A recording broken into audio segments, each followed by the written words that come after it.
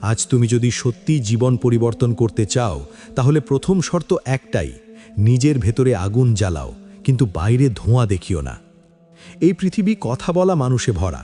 সবাই বলে, সবাই জানে, সবাই উপদেশ দেয়, কিন্তু যারা সত্যি কিছু করে তারা খুব কম কথা বলে। তারা চুপচাপ ভরে ওঠে যখন সবাই ঘুমায়। তারা চুপচাপ ঘাম ঝরায় যখন অন্যরা অজুহাত খোঁজে। তারা চুপচাপ কষ্ট সহ্য করে যখন অন্যরা অভিযোগ করে। আর ঠিক তখনই নীরবতার ভেতরেই জন্ম নেয় নতুন একজন মানুষ। তুমি হয়তো আজ অবহেলিত, কেউ তোমার কথা শোনে না, কেউ তোমার স্বপ্নে বিশ্বাস করে না, কেউ তোমার সামর্থ্য বোঝে না। কিন্তু এটাকে অভিশাপ ভেবো না, এটাকে সুযোগ ভাবো। কারণ যখন কেউ তোমাকে দেখছে না, তখন তুমি নিজের মতো করে নিজেকে তৈরি করতে পারো। কোনো চাপ নেই, কোনো তুলনা নেই, কোনো ভান নেই, শুধু তুমি আর তোমার লক্ষ্য।